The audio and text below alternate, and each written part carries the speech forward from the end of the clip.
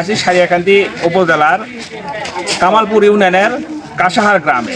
এখানে সূর্যের আলো নামে একটি সঞ্চয় এবং ঋণদান সমিতি আছে।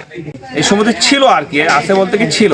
এই যে সমিতির বইটা দেখতেছেন, এই সমিতিটা একটা সঞ্চয়ী পাস বই। এখানে তারা একটা রেজিস্ট্রেশন নাম্বার দেখাইছে 188-1710। এখন এটা কোন সংস্থা দিল অনুমতি বা এটা এগুলা কিছুই লেখেনি। কিন্তু এনারা যেটা করছে সেটা আসলে একদম অমানবিক। সেটা হচ্ছে আমার পিছনে যে লোকদের দেখতে পাচ্ছেন তারা কেউই তেমন সচ্ছল না। এখানে সবচেয়ে একটা মর্মান্তিক বিষয় হচ্ছে এখানে একটা বিধবা মহিলা আছে এবং সে হচ্ছে জাকাত ফেতরা টাকা টুকা জড়ো করে সামান্য কিছু টাকা, মানে হচ্ছে একজন মানুষ একান্তই খাওয়ার যে টাকা, সে টাকা বাদ দিয়ে যে টাকাটা বাঁচানো সম্ভব সে টাকা সে বাঁচাইছে মাত্র 15,000 টাকা।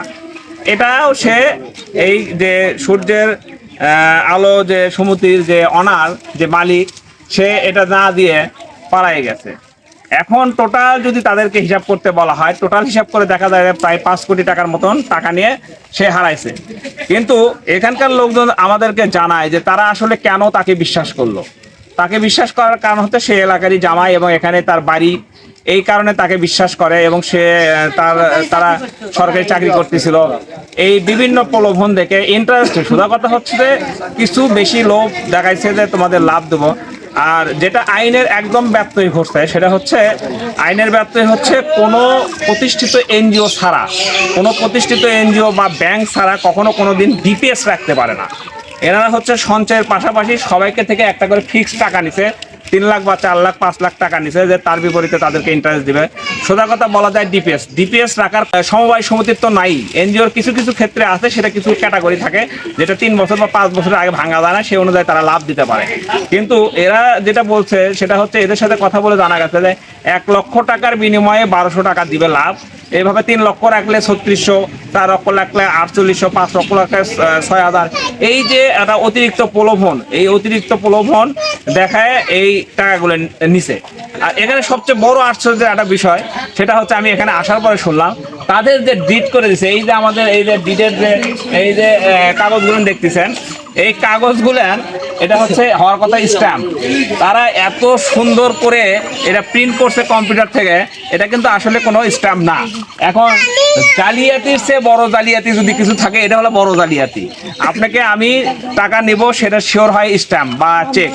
এই স্ট্যাম্প এবং চেক সে এমনভাবে স্ট্যাম্প ফটোকপি করছে, মানে প্রিন্ট করছে, স্ট্যাম্পটাও হচ্ছে জাল। তাহলে তাকে ধরবে কিভাবে? এইভাবে তারা দিনে অনিশ্চয়তা জীবনযাপন করছে। আমার পঞ্চায়েত হচ্ছে 35,200 টাকা। আমি মেলা দিন পাক পাচ্ছি, খালি কয় কি আপনি পাগল হয়েছেন, আমি বাড়ি ঘরতে কুটি দাম, আমার নাকের মধ্যে ঘা হইলে টাকা নেই গেলাম, আজ নে কাল নে পরশু যাই তালা দেওয়াই নেই।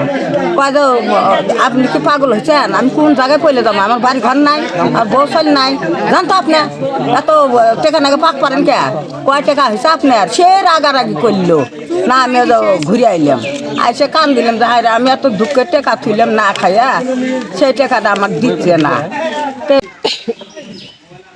ফরিদউদ্দিনের কাছে সূর্য আলো সমিতির আমাদের গ্রামের বাসীর পক্ষ থেকে সবাই মিলে প্রায় 5 কোটি টাকার মতো সঞ্চয়পত্র রাখা হয়েছিল।